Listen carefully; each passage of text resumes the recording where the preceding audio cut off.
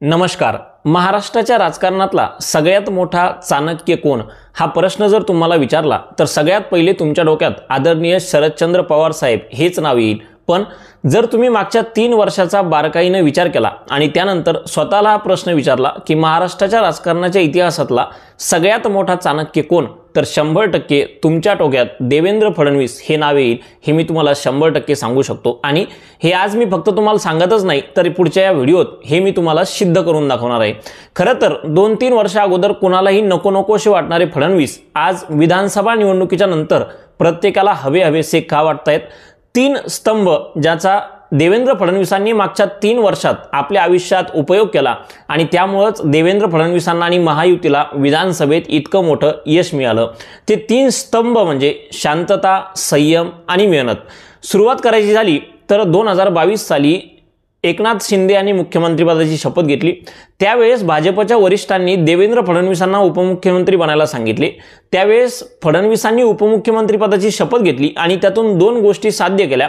एक तर मी वरिष्ठांचा किती आदर करतो आणि दुसरी गोष्ट म्हणजे एकनाथ शिंदेंना मुख्यमंत्री करून एकनाथ शिंदेंवर एक प्रकारचा उपकार केला आणि त्यांना खुश करण्याचं काम केलं। आणि त्या ठिकाणी देवेंद्र फडणवीसांच्या आयुष्यात किती संयम असू शकतो याचं उदाहरण उभ्या महाराष्ट्राला दिलं। दुसरी गोष्ट, मागच्या 1.5 वर्षापासून मराठा आंदोलक मनोज जरांगे पाटील यांनी वारंवार देवेंद्र फडणवीसांना आपल्या धारेवर धरलं। देवेंद्र फडणवीसांवर अत्यंत खालच्या पातळीवर जाऊन टीका केली, पण देवेंद्र फडणवीसांनी कधीही मनोज जरांगे पाटलांवर डायरेक्ट टीका केली नाही। त्यामुळे कोणत्या परिस्थितीत किती शांत राहायचं हे देवेंद्र फडणवीसांनी उभ्या महाराष्ट्राला सांगितलं। आणि तिसरी गोष्ट म्हणजे लोकसभेत भाजपचा आणि महायुतीचा महाराष्ट्रात मोठा पराभव झाला। त्याच्यानंतर देवेंद्र फडणवीसांवरच जो तो आरोप लावू लागला। फडणवीसांनी स्वतः पत्रकार परिषद घेतली आणि सगळे काही पराभवाची जबाबदारी स्वतः स्वीकारली आणि त्यानंतर मेहनत केली आणि त्याच मेहनतीच्या जोरावर आज फडणवीसांनी विधानसभेत भाजपला किंवा महायुतीला इतकं मोठं यश मिळवून दिलं। त्यामुळे नेमकं कोणत्या परिस्थितीत शांत राहून किती मेहनत करायची हे फडणवीसांनी उभ्या महाराष्ट्राला सांगितलं। आजच्या या व्हिडिओमध्ये मी तुम्हाला सांगणार आहे की 2019ला फुटलेली युती असेल किंवा 2022ला एकनाथ शिंदेंचा शपथविधी असेल, काही दिवसापूर्वी लोकसभेत महाराष्ट्रात भाजपची झालेली मोठी हार असेल, ते विधानसभेत भाजपचा आणि महायुतीचा झालेला मोठा विजय असेल, ह्या संपूर्ण A to Z स्टोरीत देवेंद्र फडणवीसांनी कशा प्रकारे आपल्या वेगवेगळ्या भूमिका घेतल्या, ज्या भूमिकांमध्ये आज महाराष्ट्रातील प्रत्येक माणसाला नकोसे वाटणारे देवेंद्र फडणवीस आज हवेसे वाटतायत। त्यामुळे पुढचे काही मिनिटं माझ्यासोबत नक्की राहा। तुम्हाला सविस्तरपणे संपूर्ण देवेंद्र फडणवीसांची A to Z स्टोरी आजच्या व्हिडिओमध्ये मी सांगणार आहे, जी स्टोरी देवेंद्र फडणवीसांना बाकी राज्यकर्त्यांपेक्षा वेगळं बनवती। नमस्कार, मी वैभव सांगळे आणि माझ्या YouTube चॅनलवर तुमचं खूप खूप स्वागत आहे। पहिल्यांदा आले असाल चॅनलला सबस्क्राइब करा, लाईक करा, शेअर करा, साईडला दिलेली घंटा दाबायला विसरू नका, जेणेकरून माझा येणारा प्रत्येक व्हिडिओ सगळ्यात पहिले तुमच्या मोबाईलवर येईल। कुठल्याही प्रकारचा वेळ वाया न घालवता सुरुवात करूयात आजच्या व्हिडिओची। देवेंद्र फडणवीस आणि मागच्या 3 वर्षात त्यांनी त्यांच्या राजकीय आयुष्यात वापरलेले 3 महत्त्वाचे स्तंभ, शांतता, संयम आणि मेहनत। व्हिडिओच्या सुरुवातीला सांगायचं म्हणजे 2019 साली निवडणुकांचे निकाल लागले आणि उद्धव ठाकरेंनी भाजपनं आणि अमित शहानं किंवा देवेंद्र फडणवीसांनी मला मुख्यमंत्री पदाची ग्वाही दिली होती किंवा मुख्यमंत्री पद शिवसेनेला देऊ असं आश्वासन दिलं होतं आणि ऐन वेळेवर आता भाजप माझ्यासोबत गद्दारी करते म्हणून उद्धव ठाकरेंना भाजपाची साथ सोडली आणि उद्धव ठाकरे महाविकास आघाडीसोबत गेले आणि तिकडे जाऊन ते मुख्यमंत्री झाले। तेव्हा हे सगळे जे काही आरोप होते ते देवेंद्र फडणवीसांवर लागले आणि देवेंद्र फडणवीस त्या ठिकाणी एक विलन म्हणून सगळ्यांच्या समोर आले आणि उद्धव ठाकरे एक चांगला हिरो म्हणून सगळ्यांच्या समोर आले आणि जी काही सहानुभूती महाराष्ट्रात तयार झाली ती सगळी सहानुभूती त्या ठिकाणी उद्धव ठाकरे यांना मिळाली। त्यानंतर 2.5 वर्ष उद्धव ठाकरे मुख्यमंत्री राहिले आणि त्यानंतर अचानक एकनाथ शिंदेंनी बंड केला आणि त्यामुळे एकनाथ शिंदे मुख्यमंत्री झाले। खरं तर एकनाथ शिंदेंनी जो काही बंड केला त्या बंडातही देवेंद्र फडणवीसच गुन्हेगार आहेत आणि त्यामुळे देवेंद्र फडणवीस परत एकदा महाराष्ट्राच्या जनतेच्या मनात कुठेतरी खाली पडलेले सगळ्यांना दिसले। फडणवीसांनी जर खरंच ते पक्ष फोडले असतील तर त्याचं मी समर्थन करत नाही, कारण कुठलाही राजकीय नेता अशा प्रकारचं कृत्य करत असेल तर ते चुकीचंच आहे। पण त्यापेक्षा पुढे जाऊन एक महत्त्वाची गोष्ट, जेव्हा एकनाथ शिंदेंनी मुख्यमंत्री पदाची शपथ घेतली तेव्हा याच देवेंद्र फडणवीसांना अमित शहांनी आणि नरेंद्र मोदींनी उपमुख्यमंत्री बनण्यास सांगितलं आणि सरकारमध्ये राहून काम करण्यास सांगितलं। तेव्हा कुठल्याही प्रकारचा विरोध न करताना फडणवीसांनी वरिष्ठांचा जो काही आदर होता तो पाळून उपमुख्यमंत्री पदाची शपथ घेतली। फडणवीसांवर अनेक आरोप झाले, फडणवीस मजबुरीत उपमुख्यमंत्री बनले। पण त्यावेळेस फडणवीसांना एक गोष्ट माहीत होती की कोणी काहीही म्हणो, पण सत्तेच्या बाहेर राहिल्यापेक्षा सत्तेत राहणं हे गरजेचं आहे। आणि मुख्यमंत्री जरी एकनाथ शिंदे बनले असले तरी त्या सरकारचे मेन कोण, त्यामध्ये देवेंद्र फडणवीस यांचंच नाव कायम लक्षात आलं। त्यामुळं त्या काळात देवेंद्र फडणवीसांनी जो संयम ठेवला आणि आज जरी मी उपमुख्यमंत्री बनत असलो तरी एक दिवस मी नक्कीच या युतीच्या आधारे मुख्यमंत्री बनेल अशी एक अपेक्षा देवेंद्र फडणवीसांनी ठेवली आणि तोच दिवस आज साक्षात येताना दिसतोय। त्यामुळं कधीही तुमच्यावर काही उलटी परिस्थिती आली तर कशा प्रकारे संयम ठेवायचा याचं उदाहरण फडणवीसांनी दिलं। आणि एकासोबतच फडणवीसांनी स्वतःचा नम्र स्वभाव दाखवला, शिंदेंनाही खुश केलं, काही दिवसांनी अजित पवारांनाही खुश केलं आणि तिकडं वरिष्ठांनाही खुश केलं। दुसरी गोष्ट म्हणजे त्यानंतर मनोज जरांगे पाटलांचा विषय। मनोज जरांगे पाटलांनी मागच्या 1.5 वर्षात वारंवार देवेंद्र फडणवीस यांच्यावर टीका केली। देवेंद्र फडणवीसांमुळे मराठ्यांच्या मुलांवर वाईट दिवस आले। देवेंद्र फडणवीस या विधानसभा निवडणुकीत तुझा सुपडा साफ केल्याशिवाय राहणार नाही। देवेंद्र फडणवीसांच्या आयुष्यातली ही सगळ्यात मोठी हार असेल। अशा प्रकारे अनेक प्रकारच्या टीका मनोज जरांगे पाटलांनी वारंवार देवेंद्र फडणवीसांवर केल्या। पण एवढं सगळं घडलेलं असतानाही देवेंद्र फडणवीसांनी कधीच मनोज जरांगे पाटलांवर फिरून टीका केली नाही।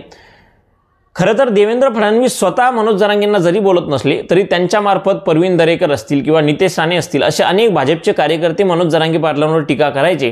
पण स्वतः फडणवीसांनी कधीच मीडियासमोर येऊन जरांगेंना वाईट म्हणलं नाही, तर नेहमी जरांगेंचा आदरच केला। आणि त्यामुळं फडणवीसांबद्दल महाराष्ट्रात कुठेतरी एक सहानुभूती तयार झाली आणि मनोज जरांगे पाटील शरद पवारांचा माणूस आहेत का अशा प्रकारचे नरेटिव्ह महाराष्ट्रात तयार झाले। आणि त्या संपूर्ण प्रकरणात देवेंद्र फडणवीस ज्यांच्याबद्दल संपूर्ण महाराष्ट्रात राग होता तो राग कुठेतरी कमी होताना दिसला आणि देवेंद्र फडणवीसांबद्दल सर्वसामान्य माणसाच्या मनात थोडंफार प्रेम जागायला लागलं असं म्हणलं तर वावगं ठरणार नाही। आणि तिथं फडणवीसांनी थोडीफार सहानुभूती 100% हासिल केली। आता मनोज जरांगे पाटलांचं हे सगळं झालं आणि त्यानंतर लोकसभा निवडणुकीत भाजपचा महाराष्ट्रात मोठा पराभव झाला।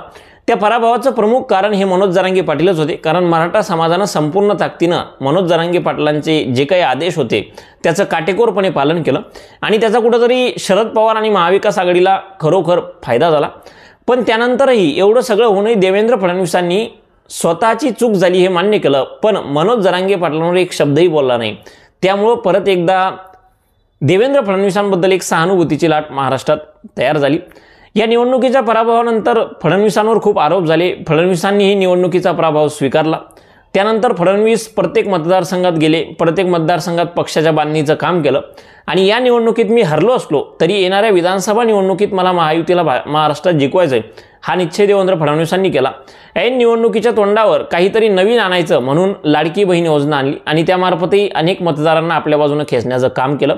दुसरीकडे तिकडं नितेश राणेंच्या माध्यमातून कसं तरी महाराष्ट्रातील मराठा ओबीसी वाद कुठेतरी हिंदू मुस्लिम वादावर कसा नेता येईल यासाठी प्रयत्न केला आणि त्यातही ते बऱ्यापैकी यशस्वी ठरले।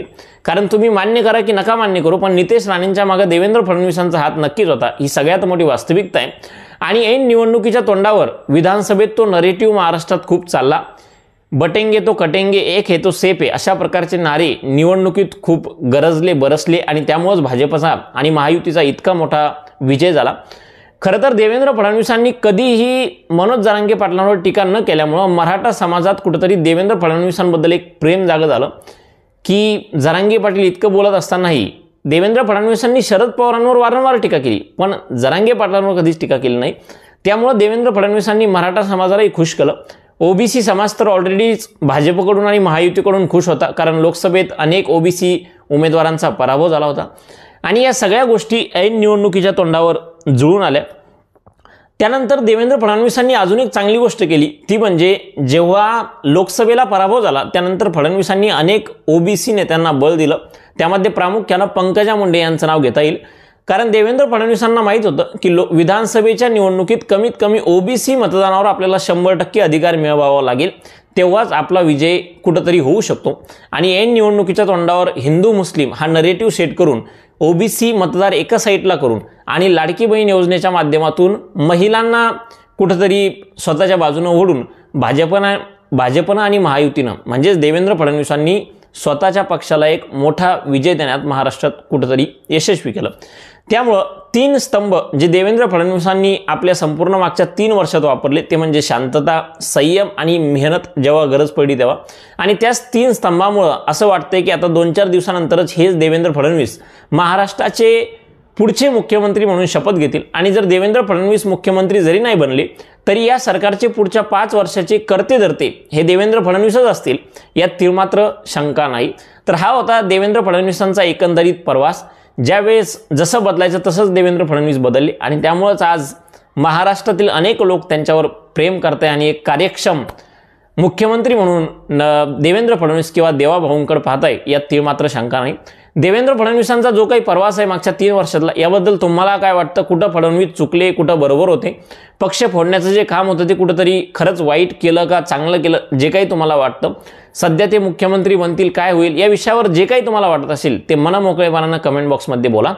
असेच नवनवीन आणि माहितीचे व्हिडिओ पाहण्यासाठी चॅनलला सबस्क्राईब करा, लाईक करा, साईडला दिलेली घंटा नक्की दाबा। आजच्यासाठी फक्त एवढंच। परत भेटूयात एका अशाच माहितीपूर्ण आणि महत्त्वाच्या व्हिडिओसोबत। तोपर्यंत खूप खूप धन्यवाद।